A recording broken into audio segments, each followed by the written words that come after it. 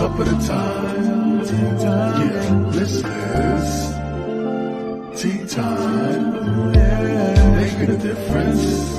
One cup at a time. Tea time. So be sure to grab your tea, grab a seat, and tune in to Miss Liz. Tea time. Making a difference. One cup at a time. Tea time. Yeah. Tea time.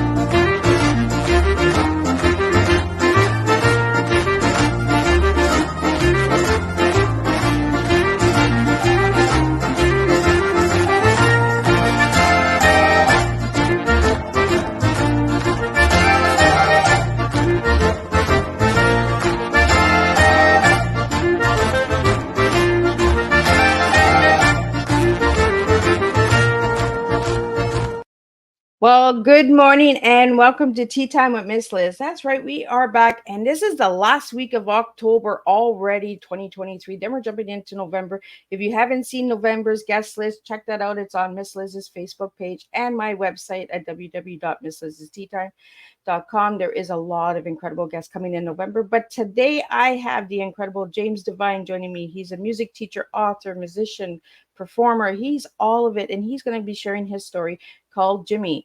And we're going to be talking about other programs and donations and all of that good stuff. He's got a lot to share. We're going to see some books because he has some hard copies, and I always like seeing the books along with you guys. So check out Miss Liz's YouTube channel. Give that a quick subscribe and ring that bell so that you're notified when all these tea times go live. So again, I want to thank everybody for joining me this morning for tea time. We're going to get started. We're going to get going with the disclaimer and then a little bit of bio on James. And then we're going to get James in here and he's going to spill a good TEA with all of you guys this morning. Disclaimer for Miss Liz's Tea Time live shows. Miss Liz myself is going live using StreamYard. Before leaving a comment, please grant StreamYard permission to see your name at StreamYard.com. Please be advised that the content brought forward for any Tea Time show hosted by myself, Miss Liz, is always brought forward in good faith. However, may bring forward dialogues and opinions that are not representative of my platform. The facts and information are perceived to be accurate at the given time of airing. All Tea Time guests and audience participants are responsible for using their good judgment in taking any action that may relate to the discussion. The content brought forward may include discussions for some where they may be emotionally at risk. It is significant to know that this show is engaging in discussion forums only to offer and inspire awareness and connection and is not providing therapeutical advice. If you have any questions about the disclaimer or the panelist discussion, you may freely contact me, Miss Liz, through my email at bookingmissliz@gmail.com. Moving forward, should you choose to voluntarily participate in this show in any aspect, I myself, Miss Liz, welcomes you. And should you decide that the show is not made for you at this time, I respect those wishes and will see you at a later show at a later date and time. And again, all Tea Time shows are hosted on a Thursday this year, 10 a.m., 3 p.m., and 7 p.m. Eastern Standard Time in 2023. If it's not a Thursday, it's a rescheduled show or a special guest or a returning guest coming in. So now a little bit on James. As I've already said, he's a music teacher, author, musician, performer. He's a crazy Italian. He's a husband. He's a father. He's a granddad. He's a cannoli eater. And he's going there. And he's going to spill a little bit of humor as well, because when I read his bio, I seen humor in him. So we're going to pull that humor out this morning. There once was a little boy named Jimmy whose mom told him he could be anything he wanted: a policeman, a doctor, a lawyer, even the president of the United States. He exceeded all of her expectations and became a music teacher. Miss Liz, your tongue again. He's now a grown man with 4 kids. He's married. He married his high school sweetheart and has 10 grandkids. He loves eating pizza, mountain biking, spending time with family, and long walks in the mountains, holding hands. And sorry, he's reserved that for only one person, and it's not us. His shoe size is 9.5, but please don't send him any shoes, as you've seen in the video when we little intro. He'll tell you more about that in a minute. He's retired from full-time teaching, but still teaches band part-time at a charter school. The rest of his time is spent speaking, training, writing, podcasting, and performing, and often holding hands and eating pizza and cannolis. Now for the boring part, boring adult stuff. He's earned a bachelor's degree from St. Joseph College in Maine and received his music education from the Army School of Music, graduating from the basic, immediate, and advanced courses over a span of 10 years, serving in Virginia, Japan, and Colorado. He's retired from the Army Band in 2006, and he's earned a teaching license from Western Colorado University and completed a master's in music education at Southwestern Oklahoma State University. He believes in the value of lifelong learning. He's just not into standardizing testing. And you can check out more on all of James's stuff on Miss Liz's Facebook page, LinkedIn, all those good stuff. And let me get him in here, and I'm going to grab a sip of tea. Welcome and good morning, James. Good morning. Thanks for having me on your show. I get these tongue twisters in the morning. I think it's because I just waking up myself, and my tongue is just like, ooh, we're not fully awake yet. So, James, I want to start off every tea time like I do with all the rest of my guests. Who were you as a little boy, and who are you now? And then we'll get into your story of Jimmy.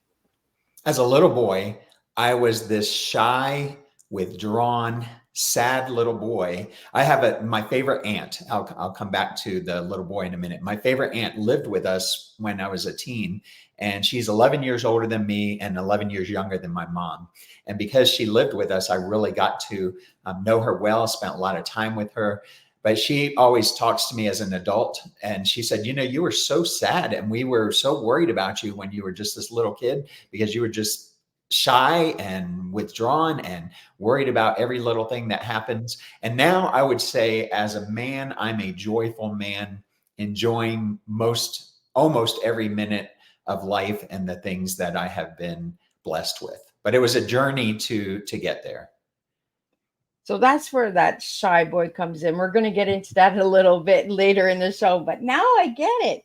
And I always try to find out who my guests are as children and who they are now, because sometimes it resonates with who we are as adults, right? If we grew up in a hard life, then we want to be change makers. We want to be storytellers. We want to be that voice that we didn't have when we grew up, right? So I want to get into the story of Jimmy. Let's take you back to, when did you write it? How long did it take? And give us a little bit about the story. So the book you're talking about, the story in the book. So there's actually two. So Jimmy, it was written in 2012. And the journey that came about with that is everyone has their own healing journey and the things that are going to bring them healing. And I talk about being shy, but really that wasn't really my personality. It was more like a withdrawn, which is different than shy. My wife is shy, but it's not because she's holding herself back. For me, it was holding myself back. So it took me about 6 months to write it. It was coming out pretty quickly. I was writing, I think I had set a goal of 500 words a day. And I just started writing and sharing some of these things. And it came about because a lot of people had asked me, if you had a book about your story, I would get the book. But I didn't have a book about it. I had written some short articles and blog posts about it. I had spoken about my story since I was 30 years old, and not everyone's going to speak about their story. But for me, that was an important part of my journey. And so at 30 years old, I started sharing the story. And then finally the book came out in 2012 is when I finally finished that book. Well, that was pretty quick. It just came out. Is that the first time you wrote your full story, like your full life story, Jim? That was the first time I had written my story down. I had shared about it for about 17 years at that point in front of audiences, small and large. And it was about 1998, I think, when I began sharing that story. So it was kind of a long process in it coming out, because it wasn't as soon as I started sharing that story. And in fact, when I go back to that first time I shared the story, it just was too much of the emotion was still there. And you want the emotion to be there, but not quite to the extent that it was maybe that first time. So the information that I found about the book, James, was there was abuse, there was poverty, forgiveness, redemption. So let's go through the stages of that. Let's start with the abuse and then go into the poverty and forgiveness and redemption. And then I want to get into the other books as well, because you have quite a few books and then you have other things.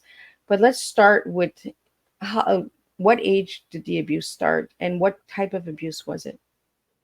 So I think everything in our lives kind of intermingles and comes together to shape us to who we are. So my dad, it started with my father, who was abusive to my mom. Now, he never laid a hand on me. He never laid a hand on my sister. I think my mom actually kind of came between that to prevent it from happening. But that's where the abuse started. And I think that's where some of my withdrawing started taking place, because I was terrified of my dad. I only have one memory of doing something sort of fun with him, and we had gone fishing. But what I remember about that is my feet hurt so bad because it was so cold, and I was afraid to tell my father that my feet hurt. And I think about my grandkids. If any one of them were to say, if we were outside even sledding or doing something fun, and they said, my feet hurt, let's get you inside, let's get you taken care of. But I was so afraid of even asking him to do that.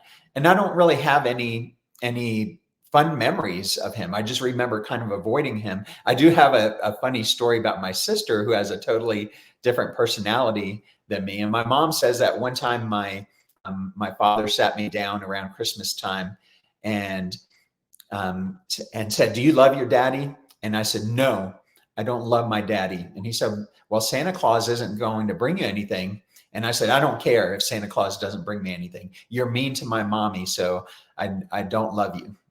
And then he sat my sister down and said the same thing. "Do you love daddy?" And she said, "No, you hurt mommy, so I don't love you."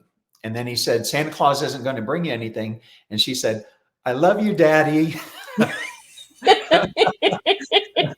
She wanted Santa Claus to still come for her. Yeah. So we escaped from him. My mom's from Naples, Italy, and we went back because she didn't really have anything. She had less than a first grade education. She didn't have very many resources here, or she didn't know the resources that she could have and get. So we went back to Italy and lived with relatives. Now, Italian relatives, they're cool because they will lay out an extra mat. A lot of the apartments are already small, so like the living room doubles as the kids' bedroom, and you have a lot of the Murphy beds that just pull out of the wall. So we went from this relative to that one, and we'd stay with one a couple of months, stay with another one a few months. We'd have our own apartment, but my mom maybe figured she couldn't afford to keep it going, so then we'd go back to living with somebody else. So in a way, we were homeless, not the living under a bridge homeless, but if you look up the definition of homeless and you don't have your own place to stay, that fits under the definition too. Now, as a kid, I was 5 or 6 years old at this time. That didn't bother me that much because my tummy was always full. I had all these cousins to play with, these aunts and uncles who entertained me and spent time with me. The only thing I can look back that was really a drawback with that as a kid. Now as an adult, I can see that was a very difficult time for my mom. For me, I had like a rotten tooth, and my mom couldn't afford to pay to have that treated or pulled out.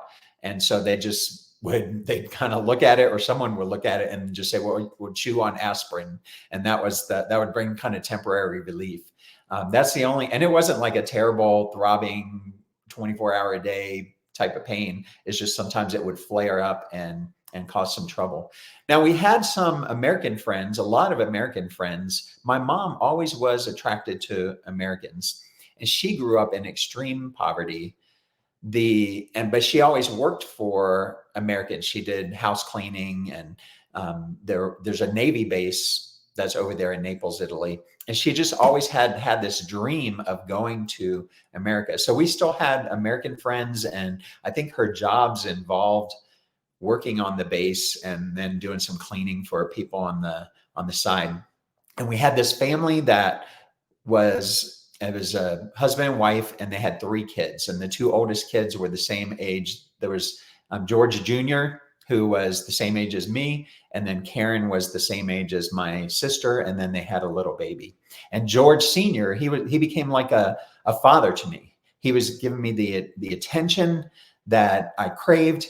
He was giving me the love I needed, and he would often watch all 5 of us kids while Jean, his wife, and my mom, Rita, they would go off and do shopping, whatever women do with the shopping that they're doing. But he would watch all 5 of us. And one time a fight broke out amongst all of us kids, and George was getting to the bottom of it. So he questioned each of us individually. And I was crying already. Like, I hated getting in trouble. I still am that way. I have to realize when the principal calls me into the office, it doesn't mean necessarily I'm in trouble. Yeah, I'm not in trouble, right?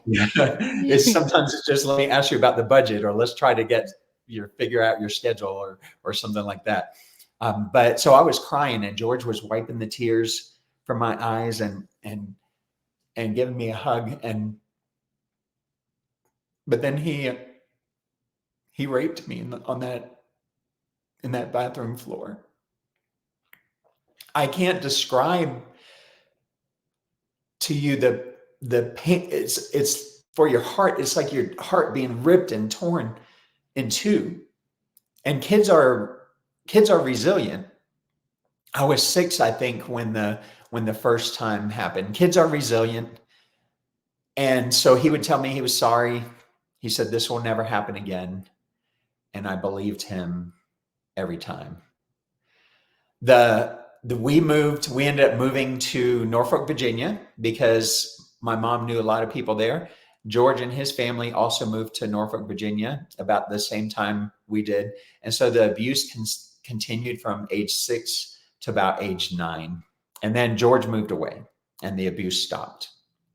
And you would think when that has happened, when the abuse has stopped like that, that now the healing's going to begin. You're moving forward. Just like if you cut yourself with a knife, when you remove the knife, then the wound heals. You might have a scar, but it ends up healing. Emotional wounds and spiritual wounds are not always like that.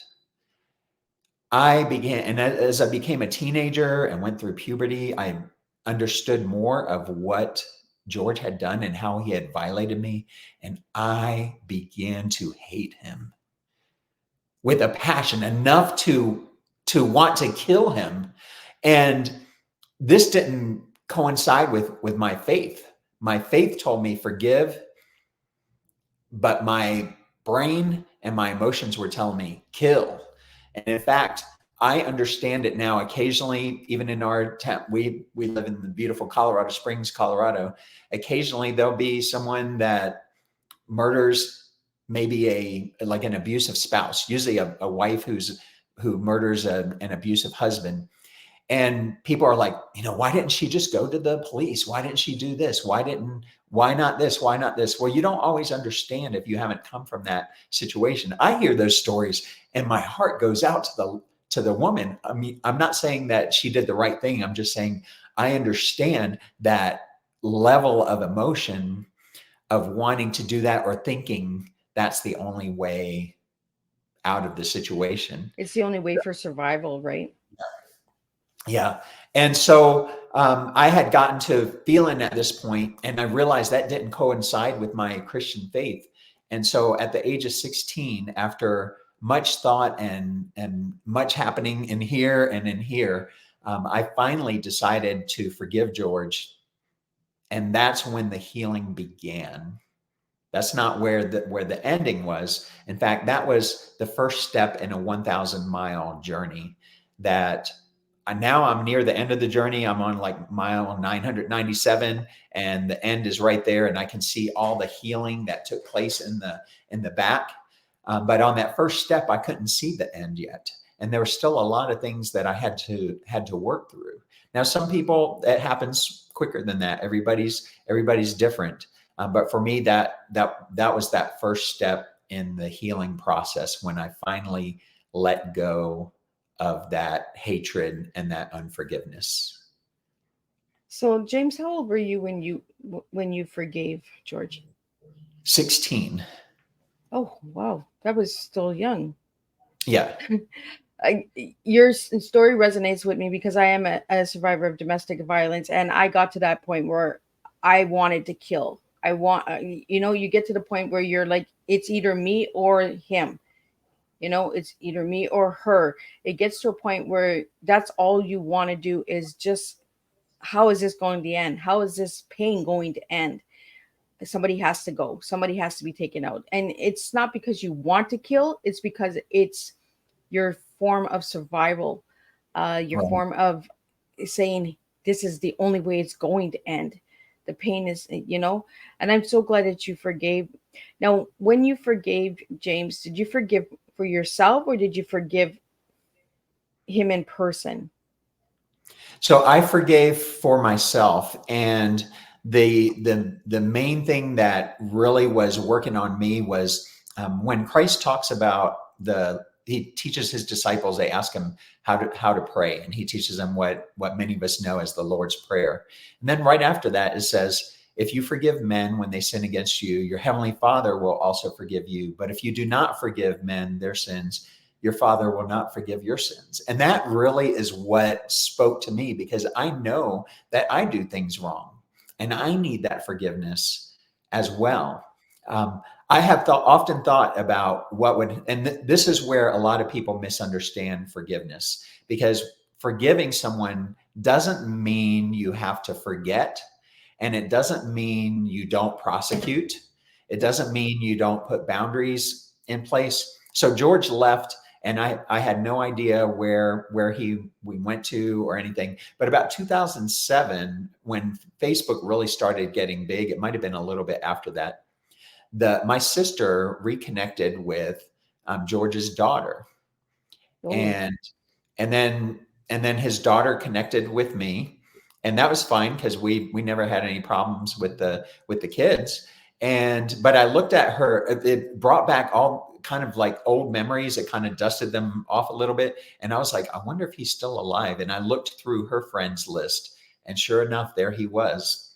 And I was like, oh my gosh, what do I do? What if he sends me a friend request? What if he shows up at my door and says, I want you to, I'm asking for your forgiveness. I've changed, or I've served my time in prison, or whatever the case might be. Will you forgive me? And I finally decided the Facebook request, it would be no, I'm not accepting that.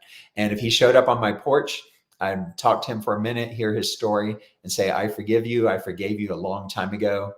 And now get the heck off my porch. I'm with you with that one, right? It's like, I forgive you, but I'm not having you over for Sunday dinner. Right, Sorry.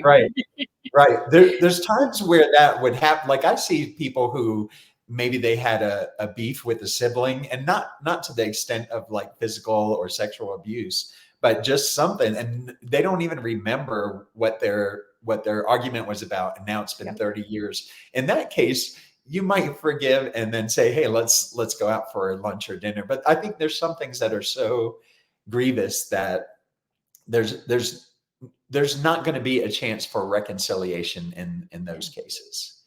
So did that open up old wounds again once you've seen him on Facebook?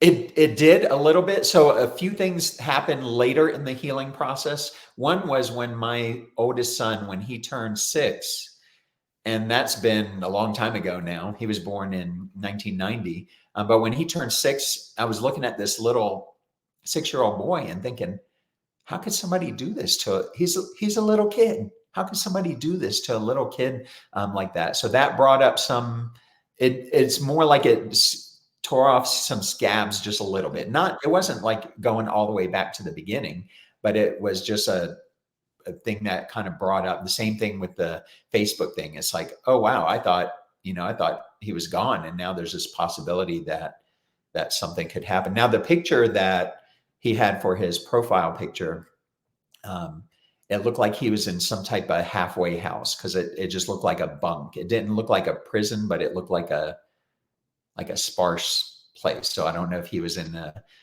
release program or something. And unfortunately, his daughter died not too long after that, and she was only in her late 40s, I believe, when she died. So, James, we have a question here. Were you the only victim that he accused that he went after? So the interesting thing is that I did a bunch of study of this in my 20s and 30s. I read every book about this. People who had similar stories, and very rarely does someone just have one victim. So when I came out to my mom and told her what had happened, she immediately asked my sister, did he do anything with you? My sister's personality, just as I was sharing with Santa Claus a little while ago, hers is totally different than mine. So he did try to touch her inappropriately, and she kind of rebuffed him, and he didn't go forward with that. And then my mom was still friends with who was now his ex-wife, and asked about, told her what happened. And she said, oh yeah, he tried that with our 3 kids too. And that's one of the reasons I divorced him and left him. So there's at least 4 others right there that he attempted something with. And that was why when I was 30, I wish I would have done this sooner. And the laws have changed a little bit now. But when I was 30, I actually I was still in the Army, and I went to the military police, and I said, I've got this thing that happened. It happened on a military base in Italy, but a crime that happened, and I'm worried that other kids could possibly be involved. And at that time, the way the statute of limitations worked, it was from the time the crime had happened. And now I think they changed it to where it's after you become an adult. If it's something like a sexual violation when you were a child, then the clock doesn't start until you turn 18. But so at that time, at the age of 30, they said there was nothing that they could do, that it was past any prosecution time. Yeah. I just have a hard time with the word victim, because victim means that, that it has this stigma that we asked for it, right? That we went out and we kind of teased the person, or, I hate the word victim. And we have these services that are called victim services. And I really wish they would change it to survivor services, because we're survivors, we're warriors. We didn't go out and ask at a young age.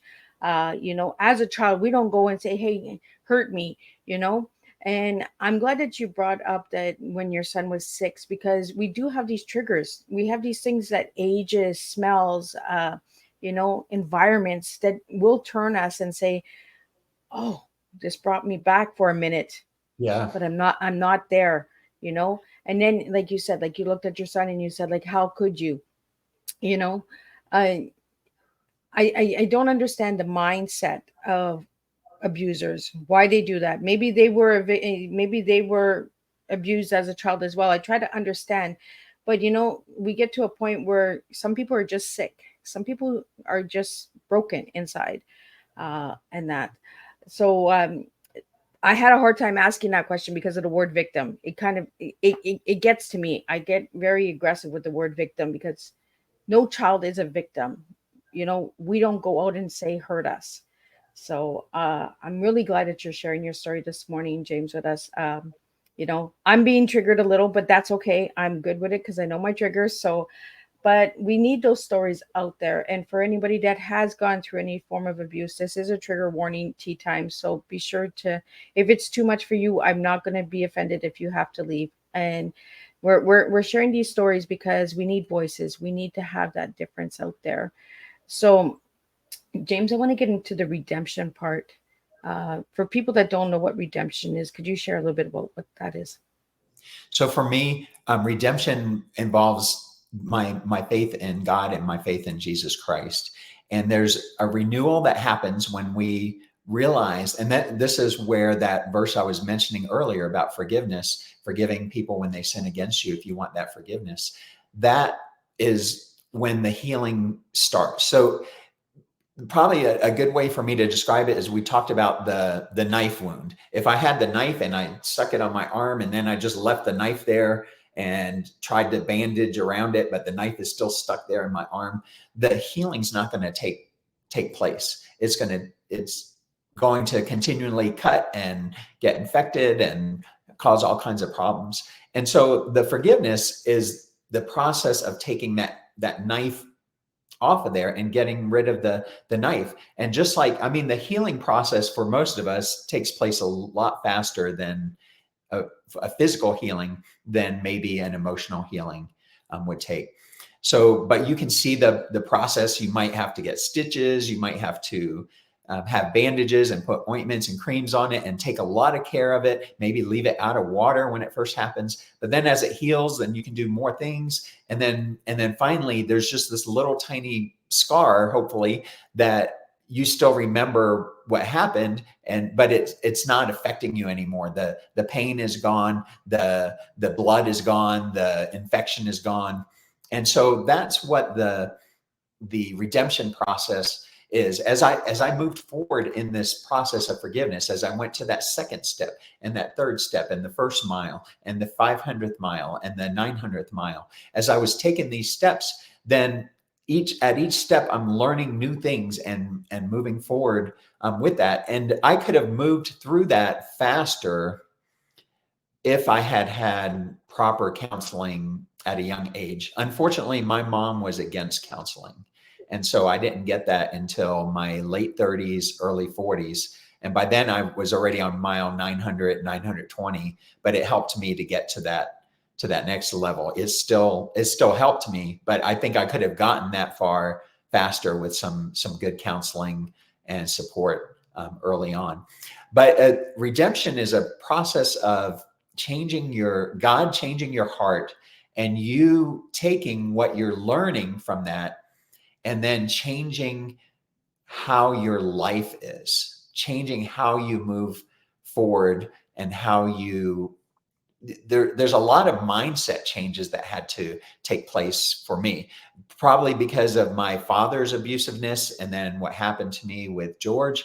I had terribly low self-esteem, and I still struggle with it. It's a 10th or a 20th of what it was when I was younger, but I still struggle with that. But I have to realize now, it's like I use my brain and the things I've learned from studying the Bible, and I tear down I demolish those strongholds, and then move forward, walk over them or crash through them, or sometimes go around them. But it's that process of having that mindset of overcoming through the power of God and through the power of Jesus Christ and moving forward to what the next step is in life. Well, I'm so glad that your faith saved you. You know, that's the only person who can really save us is our good Lord God.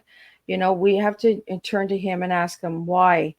And sometimes he'll just look at us and say, that's your story.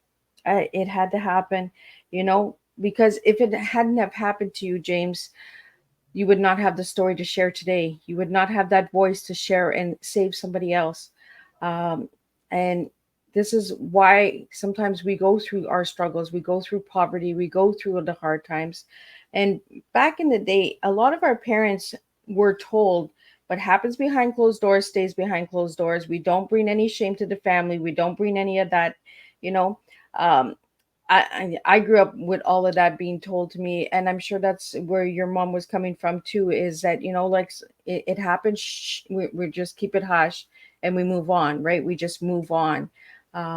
Being a woman of survivor of domestic violence, I can understand where your mom's coming from, right? Because it was keep the peace. You know, she didn't want any more of that that struggle coming her way. Right. Uh, over the years, James, have you gotten back in contact with your father?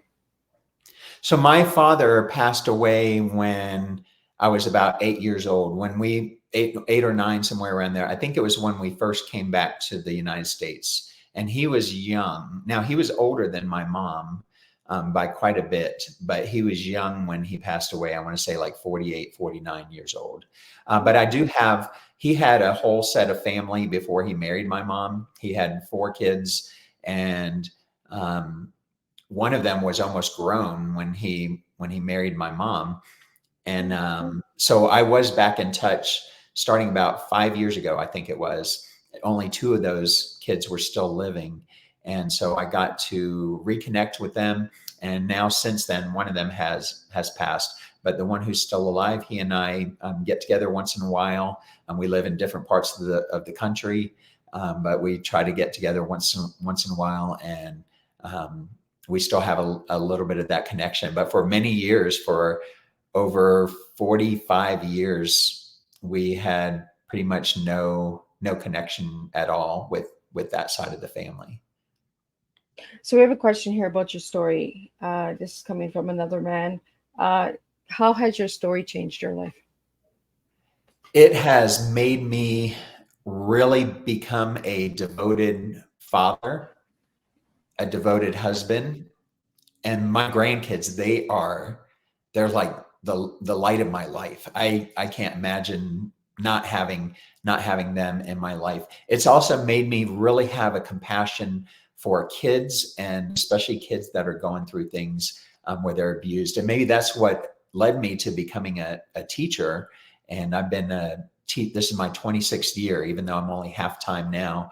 The 25 years I did was full time. I think that's what kind of led me into that career field, is making a difference, knowing the teachers that made a difference in my life, who cared about me, and some of them knew about my story, and the compassion and care and encouragement and the high standards they held me to, all helped me to be the man that I am today. Wow. So I want to get into your tea, and then I want to get into teachers, teaching and all of that, because you're a music teacher, and I don't get very many music teachers. I get history teachers, math teachers, English teachers. I don't get music teachers, but I want to get into your tea. So if I give you the word TEA, what words would you give me this morning, James? So here's the words that come to me. For the T, the word testimony comes to mind.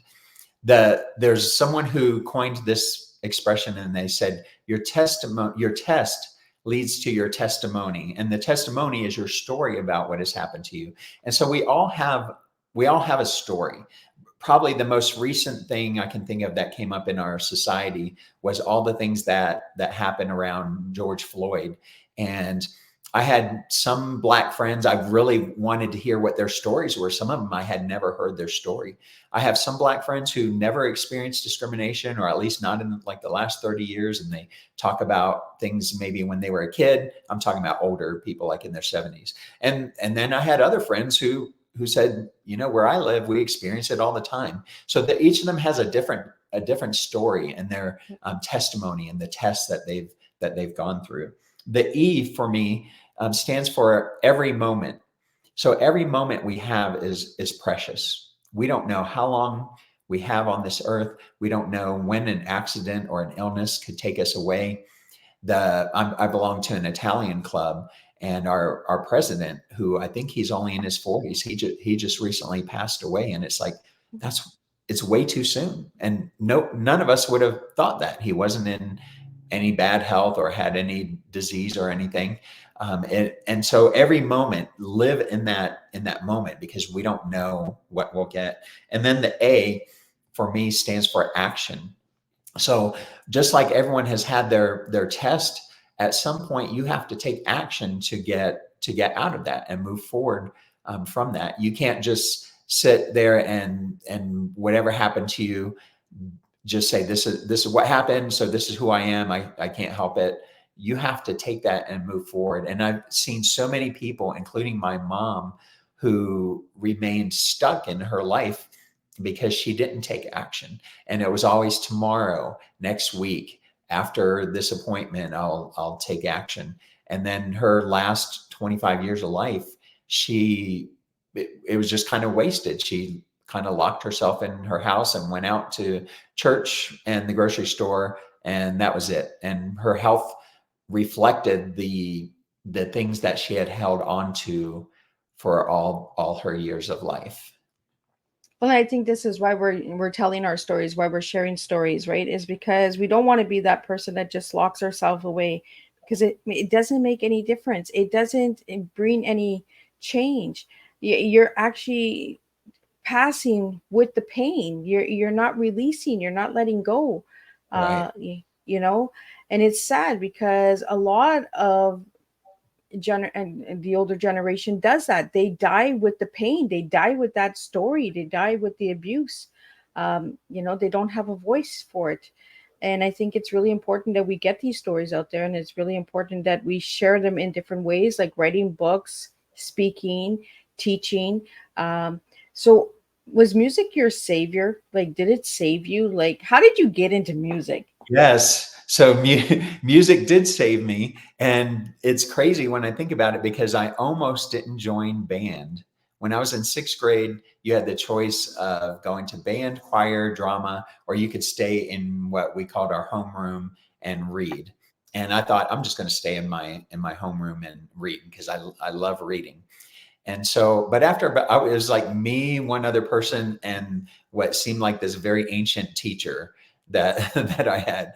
And so after a couple of weeks, my band friends, they were like, "Oh, you should come to band. Band's a lot more fun than being in the room with the teacher."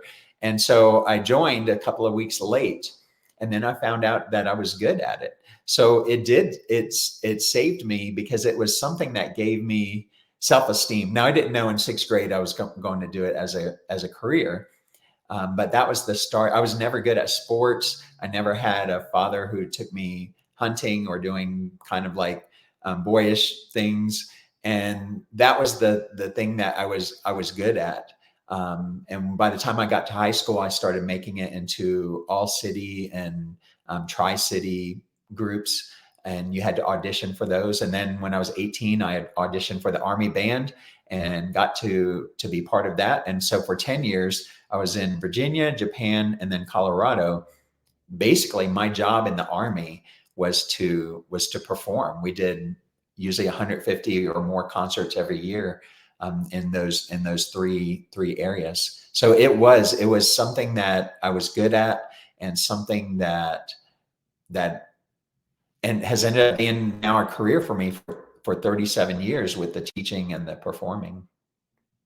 So, James, you like the saxophone. So what is it about the saxophone? You know, I was just speaking to a group yesterday, and I started on clarinet in 6th grade. And then in 7th grade is when I switched to saxophone. And she asked me that same question. Why did you switch to the saxophone? And I said, I'm not really sure I know. But as part of that speech that I gave, I also play a song, and I have this 100-year-old saxophone that I talk about how the saxophone is scratched and dented, and it has 2 or 3 different colors on it. And it looks like it's a piece of junk. And then I play it, and these beautiful sounds come out of it. And so she actually answered the question for me when I said, I don't know why I picked saxophone. She said, I think I know why. She said, it's such an emotional instrument. And she said, you're able to express more of what you've been through the saxophone than maybe you could out of the clarinet. And when I thought about it, it's like, that makes a lot of sense, because music says things we can't speak with our mouths sometimes. And in fact, sometimes if I have a hard time and I've had some really difficult times in life, I'll just play some songs just for myself, not even practicing, just playing some songs. And it relieves me, and it helps me to feel better. So that's probably the emotional sonority of the saxophone. That was probably a big figure in that. So we have a question here. Does anyone in the family play the saxophone besides you? One of my sons played saxophone in high school. He doesn't play anymore. All 4 of my kids are grown now. And the other two of the other kids played something different. But I do have some music in my background. My mom says that my father was a drummer and Oh, would play as like just as a hobby in some of the bands close to where we were growing up. And then there's quite a bit of music in my family. One of my cousins, of my favorite aunt, the one I was talking about earlier, he's a musician and majored in music in college. He's much younger than me. He's about 25 years younger than me. And I have another cousin who lives in Italy, and she just graduated from music conservatory, and she sings and plays the piano very beautifully. And we've talked about that we've got to get the three of us together to do some guitar, piano, singing, and saxophone, and put that all together. oh, that'd be really cool.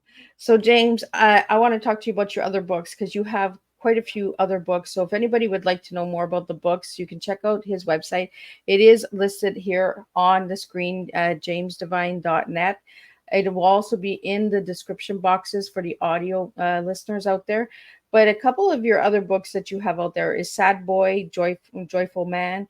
Why don't they teach that in school? I Can Only Imagine, the Saxophone Diaries. You have some incredible stuff. Thank you.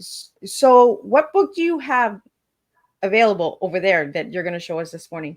I'm going to show them all to you, and I'll just talk briefly about Awesome. each one, if that's okay. So these are the main ones, and really the Sad Boy, Joyful Man one is really this one, but the condensed kid version of it. So you can, I don't know if you can see it on the video, but it's much big thinner. difference. And it's kind of a little bit sanitized to fit more like middle school readers. And it's got my story. Now the Saxophone Diaries, it's kind of like a self-improvement book, but also combined with stories of my career when I was in the Army band, lessons I learned from some of those stories. So this one is more like a bathroom reader because I think they're all like 3 and 4 page chapters. And there's quite a few stories in that one. This is a fun one, and it's called I Can Only Imagine My Italian Life. And it started off as a joke. There was a movie that came out a few years back called I Can Only Imagine. And that my brain works in funny ways. So as a joke, I put a Facebook post and I said, I'm going to write a book called I Can Only Imagine about my Italian life. And a bunch of my friends were like, oh, where can I buy it? And so I started thinking, do I have enough stories to put that together? And I started sketching out some stories, and it's like, yeah, I have a very funny Italian mom I grew up with a bunch of funny stories that some of them my wife and I continue to tell. And we were talking about how our grandkids, they're not going to have experienced it, and they're just going to say, Grandma and Grandpa are weird. They sometimes talk in this funny accent and call things weird names, but it's just kind of like my wife's and I inside joke about things. So for anybody out there that doesn't know what a cannoli is, what is a cannoli, James? A cannoli it's kind of a pastry shell, probably about this big. Think of it almost like a waffle, but baked to a crispiness. And then you fill it with a ricotta mixture with some, it may have sugar or honey in it. You might have some almonds or even chocolate chips in it. And you shove that into the shells. And so then you eat those cannolis. It's that you can kind of, maybe this will be the funny picture of me eating some cannolis. So that's what they look like. I've tried them and they're amazing. Like if you go to a bakery, there's so many different flavors out there, but sometimes there's just not a good. Have you ever had a bad cannoli? I've never had a bad one. I've had great ones and good ones, but I've never had a bad one. Yeah, I haven't had a bad one. I've had some that are better than others, but I have a little sweet tooth that I need to back off, right? Health reasons. So we got to just slow that down. So I want to get into, James, I want to get into the shoes. What's with the shoes? So I think one of the the things I decided is that I didn't want to really grow up. I think some adults get too serious about themselves and about their lives. And just like almost anything that if you talk to any comedian or anybody, most of the time they take stuff from real life experiences. And that's what makes it funny, including like my stories about growing up with my Italian mom and everything. But a lot of people, they just become too serious. So I decided that I was going to act my shoe size and not my age. So my shoe size is 9.5. And one of my granddaughters is 9. And it's just almost like the perfect age because she can do everything herself. She can even cook simple things and take care of herself and everything. But things in life make her laugh. And she doesn't take life too seriously. None of the grandkids do. So I've decided I want to be stuck at 9.5. I like it. And I like the sense of humor, right? We got to put some humor into some of the heavy stuff we've been into in our lives, We got to throw the humor in there. And I do it all the time. I crack some dark jokes and people are like, how can you make fun of that? And I was like, you know what? It was a little too dark for me and I'm scared of the dark. So I'm going to get out of it and I'm going to get into the light and I'm going to have some fun. So we really have to lighten it up sometimes. If we stay stuck, it's like you said earlier, if you just stay in that room and you just don't ever deal with it, then you don't take any action. So you don't move forward. And you've taken the action. So you also have a podcast and you have a donation thing on your website for if anybody would like to make donations for the music or if they like the podcast or they like the episode. Can you tell us a little bit about that? So the podcasts are very specific. So if we have some music teachers who are listening, there's one called the Music Ed Podcast, and that one has been out for 11 years. And I wanted to put that together because I was starting to feel like I wanted to help younger band directors when I finished my master's and felt like I was starting to finally understand what I was doing. So I created that podcast. I think I've had about 175,000 downloads over that 11 years. And another one is a very brand new podcast because I love coaching young teachers, and it's called The 2-Minute Teacher. Now I don't ever have guests on that one because the goal, and I tell people they can get their money back if I ever go over 2 minutes, but every episode is 2 minutes or less. And it's just a quick tip that a teacher can incorporate in their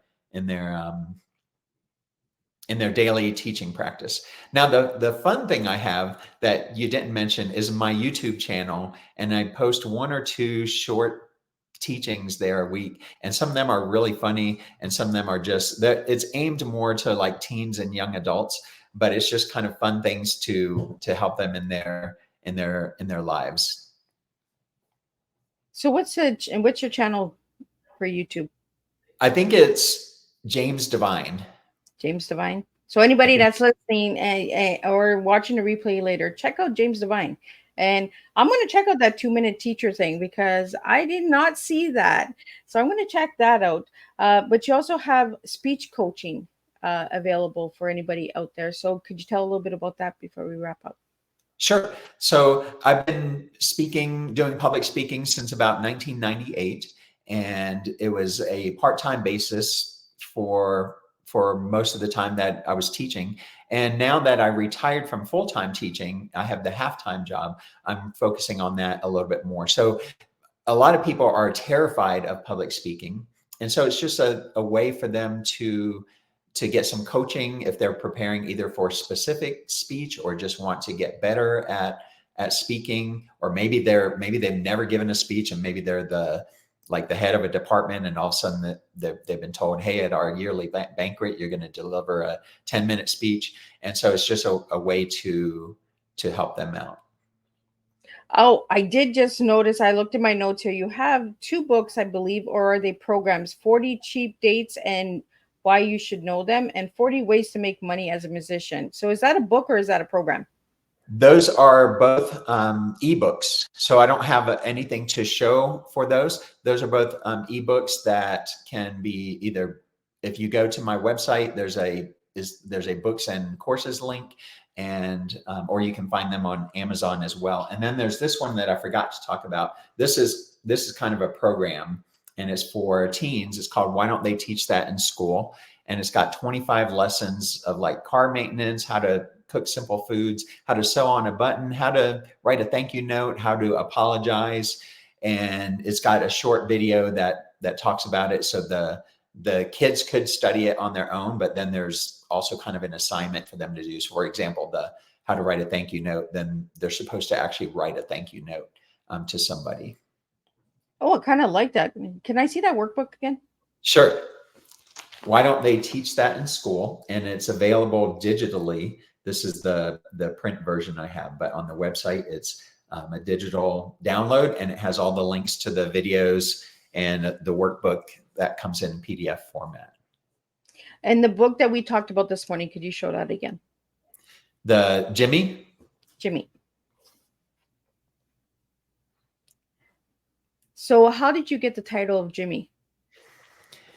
When I was a young boy, everybody called me Jimmy. So I just thought it was a good representation of that, being that wanting to be my shoe size and yet still being this adult. The only people who call me Jimmy now are my sister and my nieces and nephews, and then people I grew up with. They still call me Jimmy. I think when for a while I was probably one of those too serious adults, and I didn't want to be called Jimmy anymore. And then as the grandkids will settle themselves on what to call you. But I think I would have wanted to be called Papa Jimmy. So they don't call me Papa Jimmy, they call me Grandpa. But I do have an alter ego who is Papa Jimmy. And it's my Italian grandfather who's 97 and shows up sometimes at my speeches. He looks a lot like me. I kind of like it, Papa Jimmy. So your grandkids, they call you Grandpa or they call you Papa? They call me Grandpa. They call you Grandpa. And some of that was because the confusion. They have another grandpa and they call him Papa, I believe. So James, what's a final message you'd like to leave with everyone today? Whatever you have been through, and however old you are or young you are, don't let yourself think that you have to be stuck where you're at today. It's not too late. I had a distant relative one time who spent some time in prison. He made some stupid mistakes, and he was 45, and he went back to live with his mom. And he's like, James, my life is over. I'm 45 and I just got out of prison and my life is over. And it's like, no, you're not. You're 45. You still have 40 years left. Maybe you don't know what you have left. And so whatever has happened to you, with whatever power you can, move forward from where you're at today into your best life. Your now doesn't determine your future. Well, I really want to thank you, James, for joining me today and sharing your story. And for all the listeners and viewers out there, I want to thank you for tuning in as well.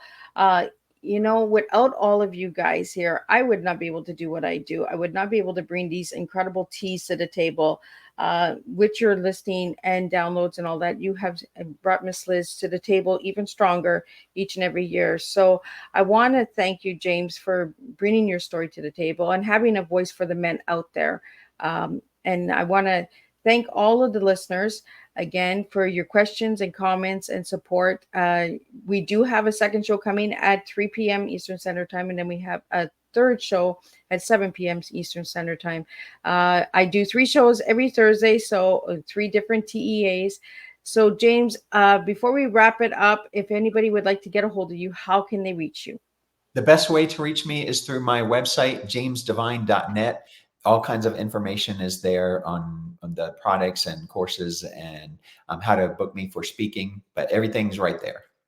Well, thank you again so much. It was a pleasure having you. Do not leave. I'm going to just wrap it up.